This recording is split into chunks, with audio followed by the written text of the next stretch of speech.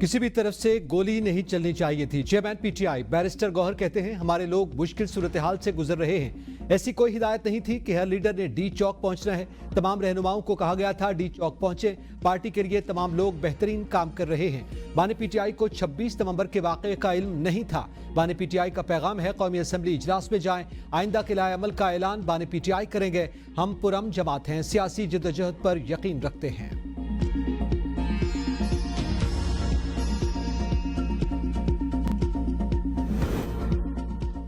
24 नवंबर को एक सियासी जमात ने एहतजाज की कॉल दी। हमने अटक में मुजाहिरीन को रोकने की कोशिश की। 700 मुजाहिरीन को गिरफ्तार किया, उनसे बहुत ज्यादा रिकवरीज हुई। डीपीओ अटक डॉक्टर गयास गुल की प्रेस कॉन्फ्रेंस, कहा पुलिस ने अपनी जान हथेली पर रखकर मुजाहिरीन को गिरफ्तार किया। एक गिरफ्तार शख्स के पास मोबाइल से वीडियो मिली। वीडियो में एक शख्स पुलिस की वर्दी पकड़े खड़ा है। वीडियो में रियासती इदारे की तजलील की जा रही है।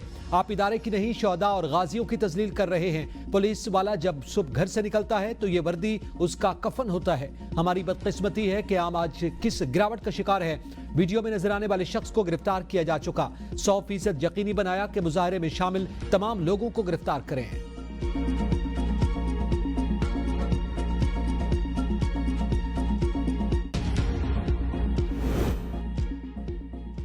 पीपल्स पार्टी के वफाकी हुकूमत के साथ तहफ्फुज़ात बरकरार। पानी के तनाज़े पर जारहाना अंदाज अपनाने का फैसला। चेयरमैन पीपल्स पार्टी बिलावल भुट्टो की ज़ेर सदारत आला सतह का इजलास। मुल्क की मौजूदा सियासी सूरत हाल और चैलेंजेस पर तबादला ख्याल। इजलास में सियासी चैलेंजेस और वफाकी तरक्याती पॉलिसी पर गौर। मफाद आमा की कानून साजी समेत दीगर पॉलिसी उमूर पर तफसीली तबादला ख्याल किया गया। बिलावल भुट्टो ने ज़रई और डिजिटल मईशत को दरपेश चैलेंजेस पर पार्टी रहनुमाओं से राय ली। पीपल्स पार्टी का कहना है कि सियासी पॉलिसीज और कानून साजी पर वफाकी हुकूमत का बरवक्त मुशावरत का फुकदान है। वफाकी हुकूमत वादों पर अमल दरामद में मुसलसल नाकाम हुई। खैबर पख्तूनख्वा हुकूमत डट गई। हुकूमत का असेंबली में आईनी अदालत के क़याम की करारदाद न लाने का फैसला। काबीना ने मंजूरी दे दी। सूबाई वजीर कानून आफ्ताब आलम का कहना है कि 26वीं आईनी तरमीम को हम मानते ही नहीं तो कैसे आईनी अदालतों के क़याम का फैसला माने। खैबर पख्तूनख्वा असेंबली का ऐवान मुकम्मल नहीं, मखसूस नशिस्तों का फैसला नहीं हुआ, सेनेट इलेक्शन भी नहीं हुए। इस सूरत हाल में नामुकम्मल ऐवान में कैसे करारदाद लाई जाए। 24 नवंबर की नाकाम फाइनल कॉल की कार्रवाई किसके खिलाफ की जाए। पीटीआई की मरकजी क़यादत गुमगू का शिकार। पीटीआई अपने मरकज की मुद्दत में ताहाल मुकदमात का इंदराज भी न करवा सकी। मुकदमात के इंदराज पर कानूनी टीम ही सबसे बड़ी रुकावट बन गई। सलमान अकरम राजा, बैरिस्टर गौहर समेत कानूनी माहिरीन ने मुकदमात के इंदराज की मुखालफत। खैबर पख्तूनख्वा से ताल्लुक रखने वाले कोर कमेटी मेंबरान ने मुकदमात दर्ज करवाने के हामी।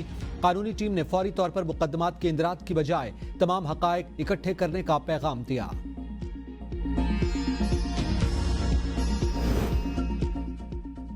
वज़ीर-ए-आज़म शहबाज शरीफ की ज़ेर सदारत पाकिस्तान और सऊदी अरब के माबैन मुख्तलिफ शोबों में ताउन और सरमायाकारी की पेशरफ्त के हवाले से जायजा इजलास। वज़ीर-ए-आज़म को दोनों ममालिक के माबैन जारी मुख्तलिफ मनसूबों की पेशरफ्त पर इत्मीनान का इजहार।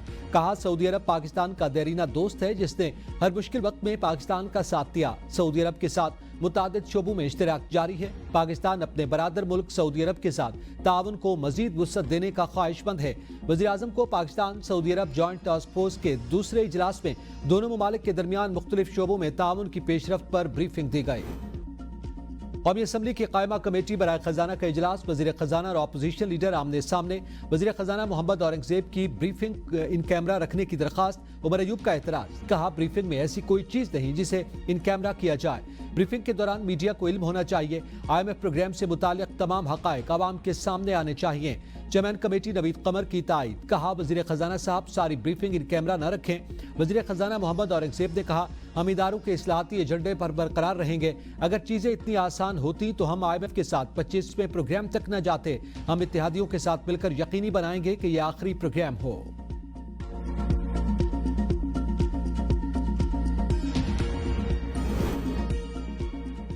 पुरअमन का मसला दहशतगर्दी नहीं, बाज़ अनासिर दो मसालिक के लोगों में नफरतें फैला रहे हैं। वज़ीर आला अल यमीन गंडापुर का काबीना इजलास से खिताब, कहा मकामी आबादीन ऐसे शरपसंद अनासर की निशानदही में ताउन करें। ऐसे अनासर दहशतगर्द हैं और उनके साथ दहशतगर्दों जैसा सलूक किया जाएगा। पायदार अमन के लिए इलाके में जंगबंदी इंतहाई जरूरी है। इलाके में जरूरी अद्वियात की किल्लत को दूर करने के लिए बजरिया हेलीकॉप्टर अद्वियात सप्लाई की जाए। वज़ीर आला को बताया गया कि खुर्रम में मुख्तलिफ वाक़यात में अब तक 133 कीमती इंसानी जानों का ज़िया हुआ, 177 अफराद जख्मी हुए। मसले के पुरअमन और पायदार हल के लिए ग्रैंड जिरगा तश्कील दिया गया है, जो इलाके में अमन की मुकम्मल बहाली तक वहां कयाम करेगा।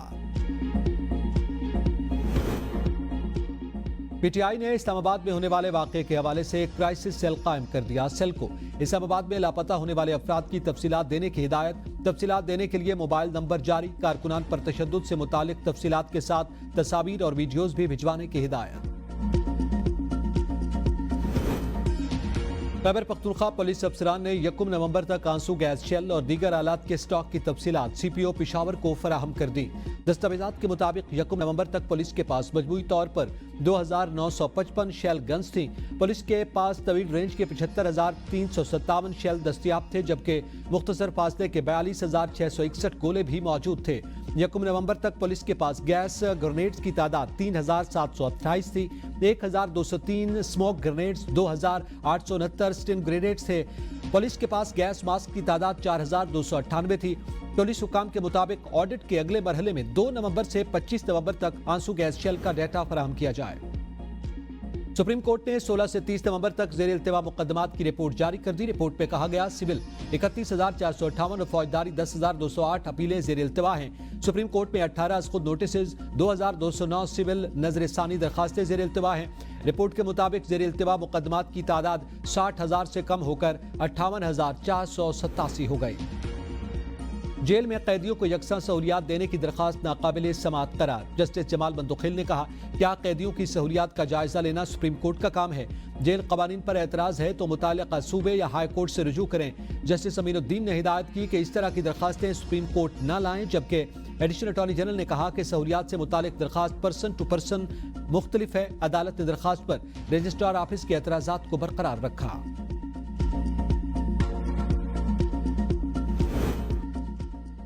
बानी पीटीआई की मुश्किलात में इजाफा, एहतजाज के 7 मुकदमात में गिरफ्तारी डाल दी गई। इंसदाद दहशतगर्दी अदालत के जज अमजद अली शाह ने अडियाला जेल में केस की समाअत की। अदालत ने बानी को तमाम मुकदमात में जुडिशल रिमांड पर जेल भेज दिया। दौरान समाअत प्रोसिक्यूशन ने 7 नए केसेस में बानी पीटीआई के जिस्मानी रिमांड की इस्तदा नहीं की। GHQ हमले में बानी पीटीआई और दीगर पर एक बार फिर फर्द जुर्म आयद न हो सकी। दौरान समाअत बानी पीटीआई की जानिब से अदालत के दायरा कार को चैलेंज कर दिया गया। केस की मजीद समाअत 5 दिसंबर तक मुलतवी।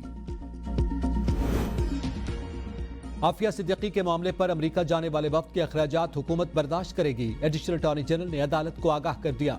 वज़ीर आज़म ने अमेरिका जाने वाले वफ्द के अखराजात की मंजूरी दे दी।